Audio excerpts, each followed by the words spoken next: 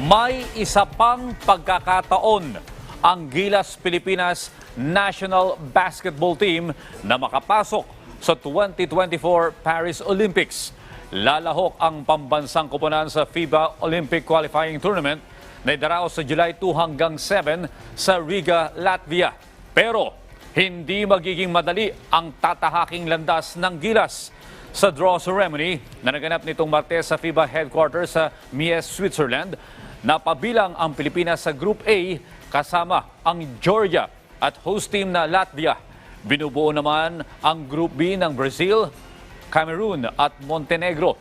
Isang bansa lamang sa lahat ng mga ito ang mabibigyan ng pagkakataon na makapasok sa 2024 Paris Olympics.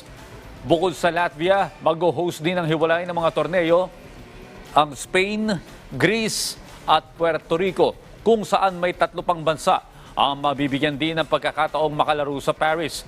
Matatanda ang 1972, huling nakalahok ang Pilipinas sa Olympics.